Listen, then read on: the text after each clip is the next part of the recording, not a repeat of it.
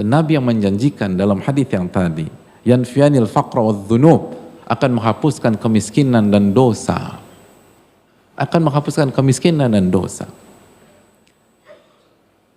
Bukan hanya diundang, tapi apabila kita penuhi undangannya subhanahu wa ta'ala, dosa-dosa kita akan diampuni. Nabi SAW bersabda, man hajja lillah, barang siapa yang berhaji karena Allah, falam yarfuth walam yafsuq, dan dalam menjalani perjalanan tersebut ia menjaga diri dari perbuatan keji dan dosa. Apa kata Nabi kita SAW?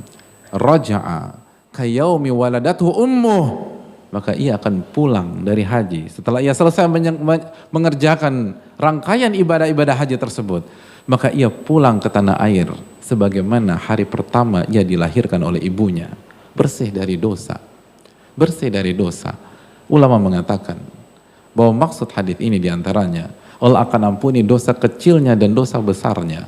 Bahkan Nabi kita SAW mengatakan, wal hajjul mabrur laisa lahu jazaa'un ilal jannah, dan haji yang mabrur, haji yang diterima, tidak ada balasan yang pantas untuk dia kecuali surga.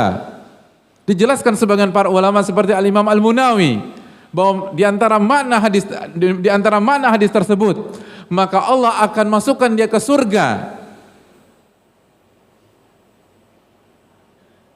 tanpa azab. Hadirin sekalian, bukan hanya dosa yang diampuni, bukan hanya dosa kecil yang diampuni, bukan hanya dosa besar yang diampuni, tapi ia akan dimasukkan ke surga tanpa diazab sama sekali.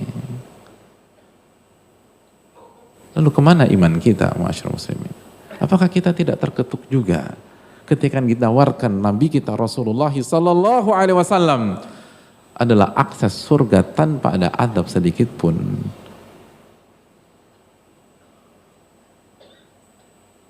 Hadirin yang Allah muliakan.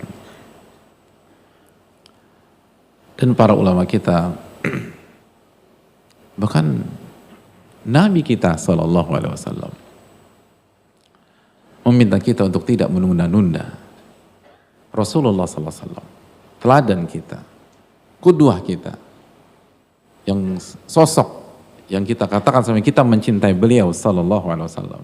Beliau mengatakan ta'ajjalu ilal hajj, bersegeralah mengerjakan ibadah haji. Fa inna ahadakum, karena salah seorang dari kalian tidak tahu apa yang akan terjadi di esok hari. Kita nggak pernah tahu apa yang akan terjadi di tahun depan. Dan pandemi 2 tahun yang lalu itu memberikan pelajaran mahal bagi kita. Tidak terduga, dan kita tidak bisa naik haji selama 2 tahun kurang lebih.